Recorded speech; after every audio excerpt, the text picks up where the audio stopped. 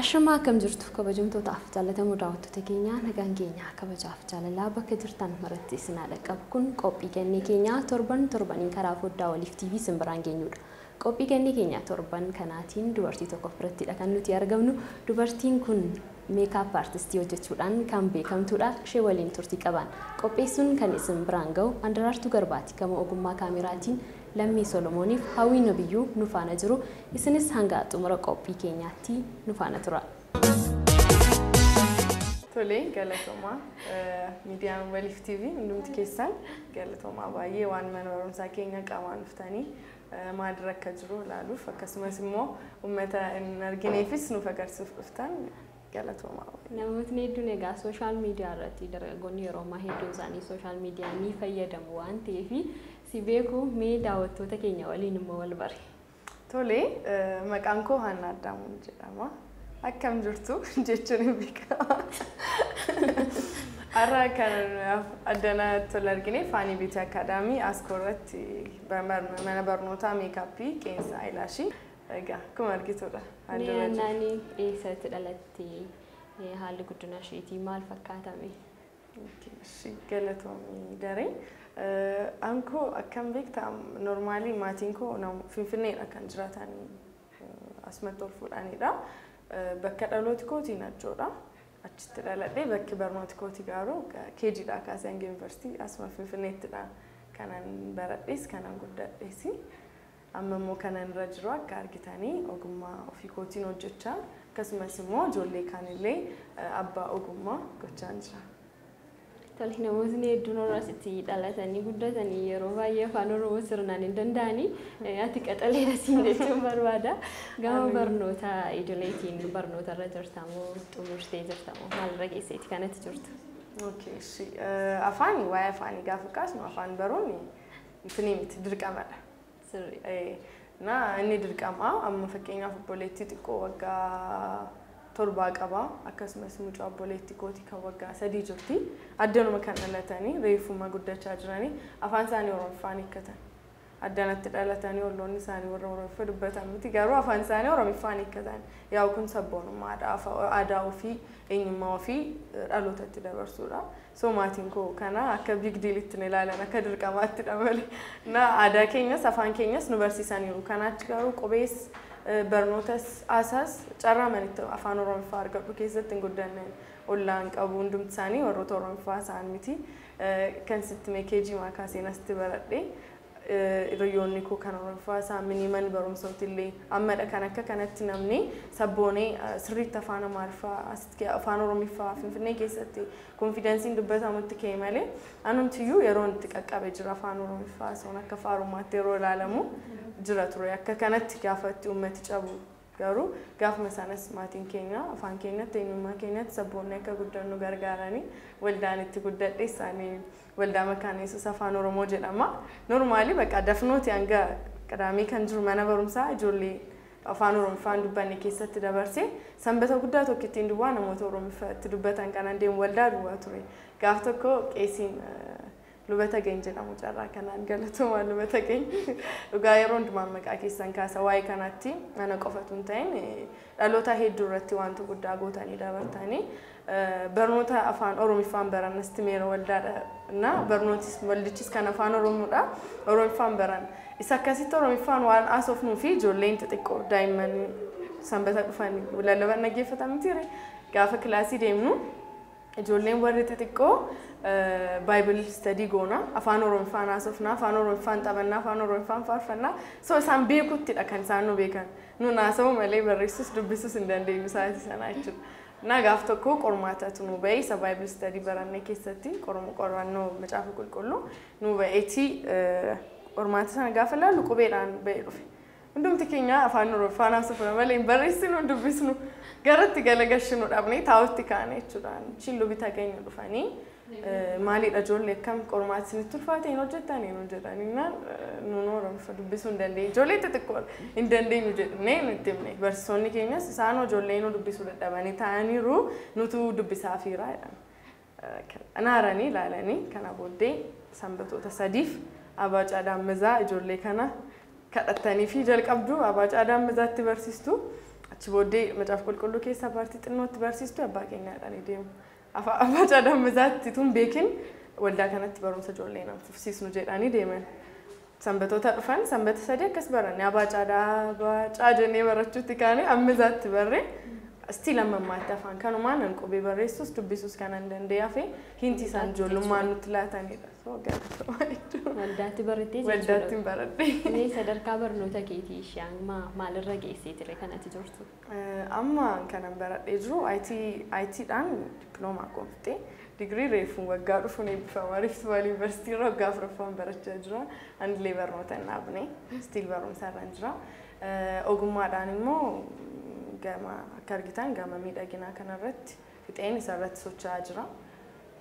Meekaappii, rifeensa kana qeensa waan adda addaa kan fakkaatan kanaanii hojii ofii kootiillee hojjechaa jira. Namoota illee carraa hojii uumee hojjechiisaa jira. Akka argitan addanatti immoo namoota ogummaa barachuudhaaf fedha qabaniif immoo karaa isaanitti baratan uumee itti jira jechuudha. Akkuma ati jettee meekaappii hojjechaas barnoota isaas barsiisaati kanatti jirtu. Mee jalqaba yeroo jalqaba irratti meekaappii jalqabdee maaltu si kakaase akka hojii kana hojjettu? Normaalii fedha qaba hojii modeelii akkasii namni baay'ee na beeka hojii modeelingii keessadhaan yeroo dheeraa kanaan hojjedhe. Gaafa isa hojjennu meekaappii faana wal qabataadha hojiin keenya uffata keenya uffannee meekaappii hojjetanidha. Waan agarsiisnu sana kan agarsiifannu. Gaafa sana natti tola bakka gaafa isaan nu dibanii kan sitti tolu hin jiru fedha kee keessa keetti. Na normaalii waa'ee biizinasii yaadan yeroo hundumaa gaafa yaadu show kan hojjechaa show tan irratti hirmaadhu irratti maaliif meekaappii moon hojjedhu sabaradhee yaada akkas jedhu na keessa jira yeroo dheeraa. Garuu hojii qaba waan tureef hojii sana dhaabee immoo barumsatti galuun baay'ee ofii wajjin yeroo dheeraa wallaansootti fudhadheen jira. Sodaadhee jechuudha hojii dhuunfaa dhaabdamu hojii mootummaa dhaabdee hojii dhuunfaatti galuu fiiliingii isaa beektamti yoon kasaree yoo jira yoon rakkadhee yoo jira namni immoo hojii dhiistee hojii maal fakkaatu dhiistee siin jira so isa ture maalii dhuma irratti murteessee kanadha. Akkati murteessite garuu murteessitu maaltu si taasise ofitti amanamummaa dhabaati kanatti turte akkamittiidhaan ofitti amanamummaa horattee hojii hojjechaa dhaabdee gara hojii kanaatti seente? Karoora ala deemuu qaba. Karoora ala deemuu qaba. So maaltu jedhama biyya alaatti ogummaan baay'ee barbaadamaa jedhama. Namni ogummaa barate bakka birrii guddaa argata. Warra nuun barannee yookaan immoo kan siraa hojjennu caala ijoollee ogummaa beekan rifeensa fa'aa qeensa fa'aa meekaappii fa'aa kana danda'antu birrii guddaa nu biratti taa'ee nyaata. Mana isaaniitti hojjetu mana isaaniitti namni dhufee qarshitti laatee deema kan jedhu nan nagaan bakka piroosesii wayiin jalqabe. So isaaf jedhee barachuun akka narra tureef qabamansiisee galee jechuudha. Kan dafeedhuma kan jedhu piroosesiin sunis dafeedhuma jedhee yaade waan ta'eef maalamma kanallee ammoo baradheedhumutti naataa jedhee man dafareetti gale. Garuu dafaruu duwwaatuun ta'e murteessuunis jira. Bakka yoo naa milkaa'uu dhiises asumatti garuu hojii tokko ittiin nan hojjedha. Akkamiyyuu jedhee ittiin qarshiin jiramni qarshiitti ittiin haala deemuuf qophaa'e. Isumallee dhiisee qarshichaan itti mana koo banadhee hojjetadha karoora jedhu lama oopshinii lama kaa'een murteessee baqa. Yeroo ammaa kana dhiyoottidha kanatti hojii kana jalqabdee jirtu. Yeroo dhiyoo kana gidduutti garuu mana meekaappii kana keessatti namoota qaxartee mana barumsaa banatteeti kanatti jirtu. Iccitiin yeroo muraasa gidduutti milkaa'uu keetii garuu maalidha? Iccitii tokko qabu. Jechuun sammuu hojjechiisuudha tokkoffaa lammaffaan hunda caalu gargaarsa waaqayyoodha. Waaqayyo hojiin hojjedhu hundumaa keessatti waaqayyo simboonaaf ta'uudhaan malatti waan addaan godhan jedhee yaaduun jiru. Garuu normaalii nama ciisee buluu miti.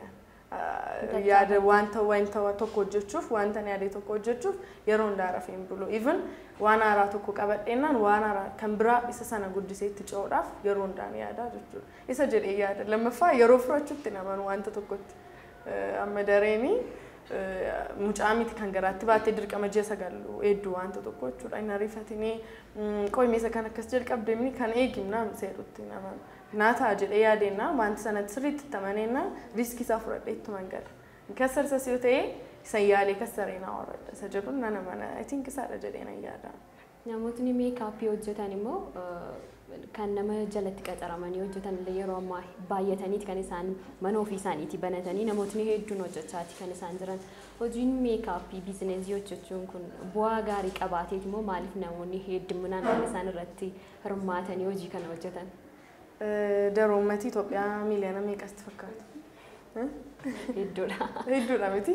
Amma kana amma namni baratu namni kana hojjetu lakkoofsa xiqqoodha. Gaafa lakkoofsa uummata biyya kana keessa jiraatu gaafa yaaddu namni hojjetu xiqqoodha.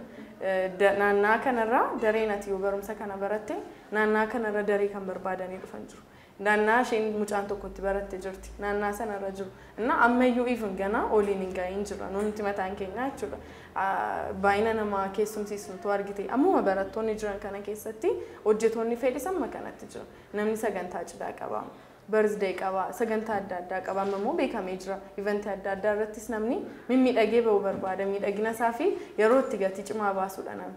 So ganaa yoo oliin hin ga'iin jira jedheedhaan kana eegaadu jechuudha. Kanaafiyyuu biizineesiin kun bu'aan qaba. Baay'ee bu'aa qaba. Baay'ee ganaadha. Hojjetamne amma immoo yeroon isaa yeroo gaariidha. Hojii keellee yeroo itti baastee miidiyaa irratti agarsiifachuu dandeessuudhaaf. So miidiyaa sanarraa nama naannaa as koo jiru amma naafataa as koo jiramni nama naannaa as koo jiru duwwaas ilaala miti. Guutummaa biyya adda addaarra kan jiru. Even namni biyya alaa jiru si ilaala. Na sammuu isaatti qabatee ka'a okay abaluun kana hojjetti gaafa hin deemu sheebatti. Kan argitee sammuu isaa keessatti qabatu. So si barbaadee yeroo itti namni dhufuudha.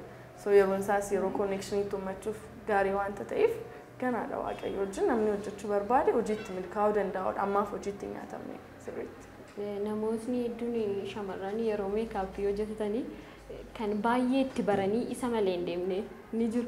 Ni of amanamummaa godhattee ofii keetii meekaappii malee hin deemte akkasii fayyadamte. Anuma meekaappii dibadhaa waan jirtu fakkaata. Chappistikiif kuulii duwwaan dibadhee. Bakkoota gurguddaatu deemte. Ndee bakka guddaan waliif miidiyaa boocaalaa jira. Sirriidhaan nama miliyoona meeqatti na ilaalame. Egaa kaameeraa irratti hin beekamu jettee yaaduu dandeessa tarii waan jedhu yaada koo keessa jira. Ay uummata na ilaalaa jirtaniif waan tokko hin dibanne ani. Fuula kootti looshinii dhiikoo chappistikii yaada kokkuleedha. Meekaappii wanta guddaa yoo ta'e nala. Jechuun sagantaa eventii guddaa ta'e immoo namooti baay'een uffatanii miidhaganii iddootti argaman gaafa ta'u namoota sana wajjin wal fakkaachuu qabda wanta ta'eef eventii gurguddaa irra gaafa deemtu hin godhatta. Garuu akka mastiitti na ilaaluu nala. Yoo natti tole dibadheen deema kana achi garuu meekaappiin konfidensii keessa dhabsiisuu hin qabu jechuu godha. Walumaa galatti ofii kee taatee deemuufis yookaan immoo ofii kee miidhagsitee deemuufis itti fayyadamuu qabda malee meekaappii malee socho'uu jettee yaaduu hin qabdu. Tole yeroo ammaa kana immoo magaalotarra deemtees yeroo itti barsiistu sooshaal miidiyaa irratti illee si argeen jira. Mee jalqaba irratti dhimma wa'iif deemteeti moo kanati wanta sana hojjechaa turte moo hojii makooti jetteeti kanati gara sana deemtee barsiisuudhaaf yaadaa jiru? Dhugaa dubbachuuf addana Finfinnee taa'ee Naqamtee irraa naa bilbilama. Dirree Dawaa irraa naa bilbilama. Harar iddoo hedduu faffagoo ta'an irraa naa bilbilama. Eessadha manni rifeensaan kee naannaa sanatti fakkaata. Viidiyoo dhaamini kan isaan na ilaalan.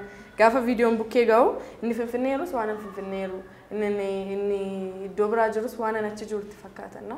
Haala bilbila namaa gaafa kanan ilaalu akka oliin hin geenye wanticha understanding goota. Naqamtee nama baay'ee naa bilbila rifeensa naa hojjedhu meekaappii misirroon fa'aa meekaappii hojjetachuu achi baanii addaan olfan jiru. Achitti immoo asti kan na waaman jiru. Achillee deemee kanaan hojjedhu ofii jechuudha. So inni kun amma ta'u maaliifi achumatti ijoollee ogummaa kana sirriitti qabaatan qaba. Ijoolleen fedha qaban baay'eedha baay'ee ijoollee hedduutu fedha qaba. So ijoollee fedha qaban kana barsiisee ijoolleen fedha qaban kun maaliif uummataa fi hojii kanaan hojjetanii haala gaateen kan jedhu yaadinaa dhufe. So suma kana yaadeen deemee ijoollee gara 30 barsiisee eebbisiisee dhufe. Hangamitti turte baay'ee short course dha kanan kenneef. Short course guyyaa 8 dha kan isaan fudhatan. Ji'a saddeetitti immoo hojii isaan hojjetan viidiyoo poost godhu irratti yeroo baay'ee ilaaluu ni dandeessu. Guyyaa 8 kana keessatti baay'ee salphaadha hojii meekaappii baruudhaaf. Barabaraan sammuu kee keessatti hafa malee barachuudhaaf yeroo dheeraa waan sitti fudhatu mini akka mana barumsaa digirii.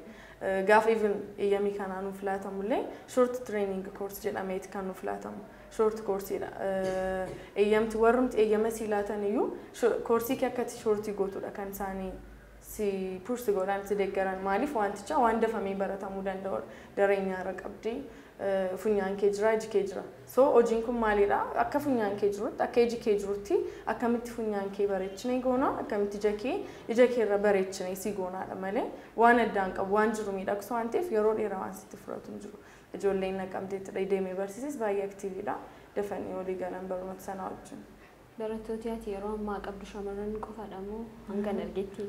Dhiira tokko duwwaa barsiiseera. Kanaachurri kan shamarranidha. Meekaap aartistii jedhamuudhaaf yeroo hangamitti kan isaan itti fudhatu sartifikeetii qabanatti fakkaata. Hanga sartifikeetii isaanii fudhatanitti yeroo hangamiidha kan isaan barachuu danda'an ji'oota hangamitti? Finfinnee kanatti gaafa baratan kan ji'a tokko kaasee jira. Guyyaa 15f ji'a tokko barsiisna nuun. Guyyaa 15 gaafa isin jedhu garuu guyyaa 15tti dhuftee itti barattu sanaadha. Soonni gara ji'aatti hin deema. Addana kan isaan meekaap artist jedhamani gaafa isaan waa'ee meekaappii barachuudhaaf murteessanii dhufanii galmaani meekaap artistiidha isaan mana kana gaafa galanii jechuudha. So gaafa addanaa ba'an immoo professional meekaap artist ta'anii professionii isaaniidhaan namoota eebbisamanii ba'anidha kan ta'an. By the way daree internationalidha sartifikeettiin nuuf laannu. Shamarranii hojii mataa isaanii hojjechuu barbaadan kan akka meekaappii akkasumas immoo biizinesii mataa isaanii namoota uumachuu barbaadaniif karaan gaariin isa kam jettee dhumarratti gorsa akkamii laattaaf? Shamarran ofii isaaniif even shamarran duwwaa miti yani immoo wanta uummatuma keenya ijoollee dhiirota keenya gorsuu barbaadu gara katamaa na yoo baate amma fakkeenyaaf Vaayolettiitti mana rifeensaa qabaan mana rifeensaa koo keessa hojjetaa dhiiraa qaba. Damooza warra kaan caala kan ol ka'u kan dhiiraafidha. Sababni dhiiratti ta'e duwwaadhaaf jechuudha. Normaalii namootni biizinesii kana keessa jirtan beektuun gaafa dhiirota ta'an damoozi isaanii hin dabalan.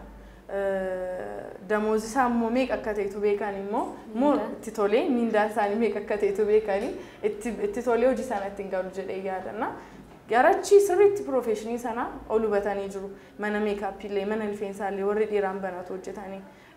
Dhiirri gaafa baratu anaafatti nyaarraa akkamitti akka hojjetamu beena durumaayyuu barachuu dhiistee mana keetti of kuultee chaapistikii dibattee bahuun keenoon dhiirri ciraashaa idiyaa isaan qabu. So gaafa baratu sirriitti kun maali sun maali xiqqoodhaa kaasee ilaala. So sababa yeroo baay'ee dhiiroti waan hojjetan durbootan caala yeroo baay'ee sababni itti caaluu fi isa kana gaafa beekan diiteeyil beeku waan ta'eef. Namni baay'eeyyuu isa warra shamarran hojjetan irraa isa dhiironni hojjetan filatee deema. So ijoolleen dhiiraan keenyallee gara ogummaa kana yoo dhuftanii isin hawwaattaa isinirraallee bareeda hojiin xinnaaf guddaan qabu jedhee yaada. Ijoollee dhuftanii barachuu barbaadan dhiiraaf immoo biiroon keenya isaatii 12 banaadha 24 miti. Dhuftanii galmaa'uu dandeessu haala isaa nu gaafachuu dandeessu qaamaan dhufuudhaani. Gorsi ati laatte dhiirotaa fi qophiin gannee immoo dubartiif shamarran irrattidha kan inni hojjetu. Shamarranii fi yookiin dubartootaaf gorsa hin qabdu jechuudha. Shamarraniif of course isaaniifidha kan nuti dadhabnu isaanitti agarsiisuufidha. Karaa kana hojjechuu dandeessu mana keessa taa'uun dirqama miti kan jennu kanaafidha. Kan gabaabsine yeroo muraasa keessatti barumsicha akka dhumu goonu kanaafidha. Yeroo gabaabaa keessatti profeshinii keessan bartanii even materiaaliin guddiidha jedhamee kan namoonni cannaqaman tun baradhee ka'eeyyuu inni bitamu gatii guddaanii waan akkasii kan jedhamu jiru. Yoo gara professional sanaatti seentanii waan hundumtu karaa qaba. Yoo dhuftanii karaa sana argattanii akka itti fayyadamtan akka itti maal gootan nuuniyyuu karaa isinitti agarsiisna waanta ta'eef sammuu keessan duwwaa keessan qabina hojjechuu dandeessu mana xiqqoo ishee yoo banattanii bareechattanii achi bukkee barcuma tokko kaa'atanii maateriaalii meekaappii isaanii qopheessanillee meekaappii hojjechuu danda'u. Qeensa baratanii maateriaalii qeensaa muraasadha waan si dhibu.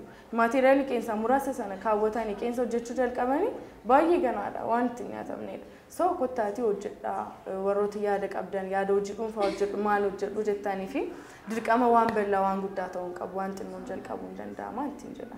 Tolee barattoota hedduudha kanan qabu jetteeti kanatti jirtu yeroo ammaa kana haalli mana barumsaa keetii maal fakkaata akkamittiidhaanidha barattoota kee kanatti barsiisaa jirtu ofii keetii barsiistamoo?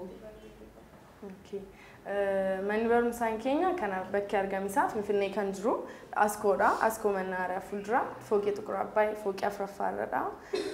Barnooti nuun laannu qeensa meekaappii fi aayilaashiidha. Waan baay'ee waan aayilaash yookaan eksteenshiiniidha kan nuun laannu. Barsiisota professional ta'an qabna. Lammaffaa immoo internationally certificatein nuun siniif laannu certificate internationalidha.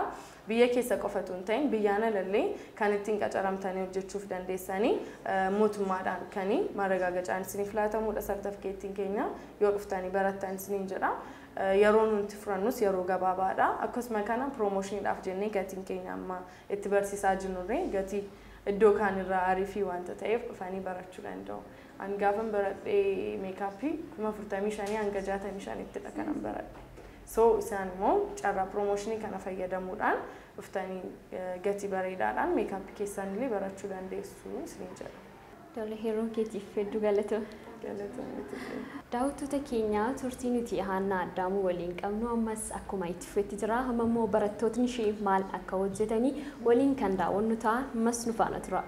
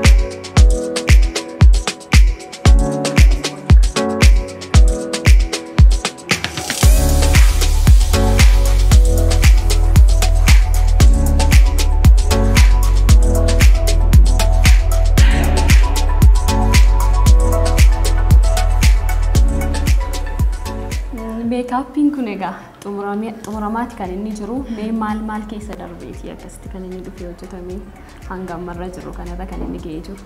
Egaa akkuma argiteedha jalqaba normaali fuula ishee akkamittiin taayippii fuula isheetti adda baasnee fuula ishee wajjin kan deemu maalidha isa jedhu akkamitti ijoolleen adda baasanii akka isaan hojjetan kan ilaalaa turteedha.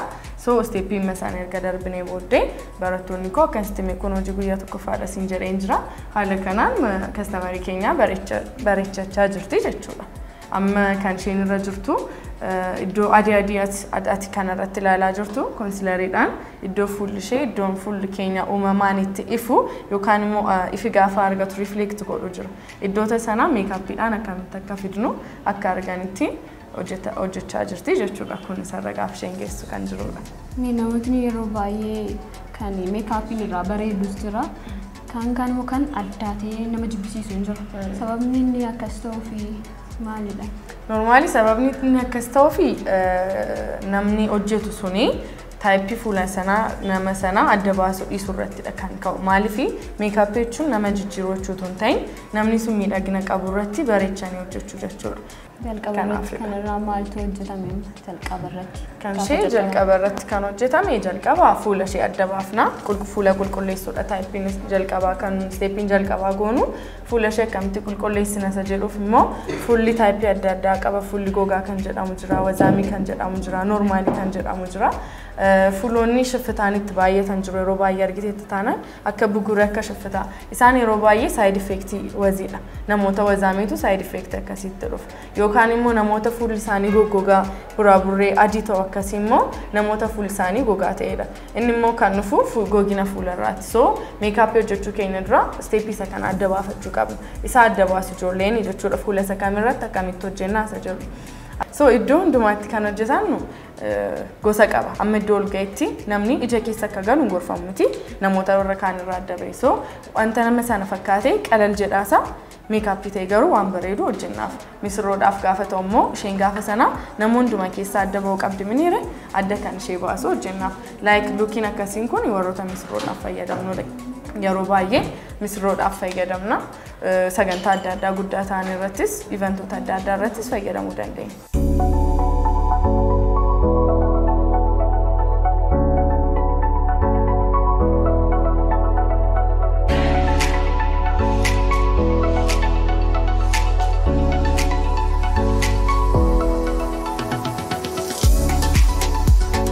Meekaappii keetii kana fakkaata jechuudha. Barattuu keetii miti kan kana hojjette? Barattuu koodha. Hojii ishee guyyaa jalqabaadha kun. Baay'ee miidhagaa. Yeroo biraallee dhufee sibiratti nan hojjetaadhaan illee fayyadamtu miti.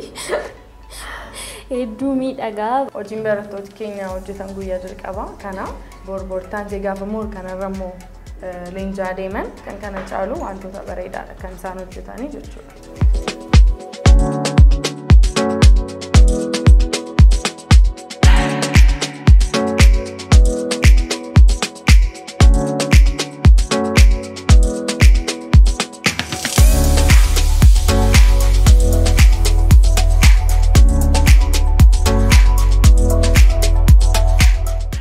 Amma maal jennee gaafa haasofnu nyaarotni staayilii nyaaraa achirratti ilaalaa jirtan jiru mini nyaaronni ammaa fi trend ta'an nyaarota warra akkasiidha. Taayippii nyaaraa amma kanatu jira gosa adda addaadha kan jiru jennee ilaallee jira. So warroota afeerra jennu akka nyaara qallaa hojjechuu garmalee qallisuu yookaan immoo nyaara fuulduraan bal'isanii hojjechuu waan akkasii nyaara garmalee nama sanarraa boggu gochuun wantoota hafanidha jennee haasofneera. So akka peeparii kanarra jirutti nyaara nuun hojjennu natural look kan ta'e kan nama sana fakkaatu nama nuun hojjennee wajjin kan deemu jechuudha kan hojjennu jechuudha.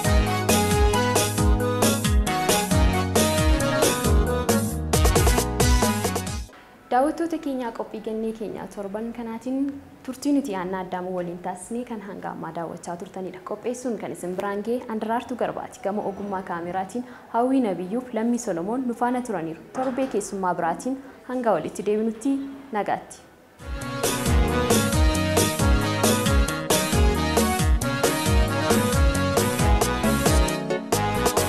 Ganneena chama, ganneena chama.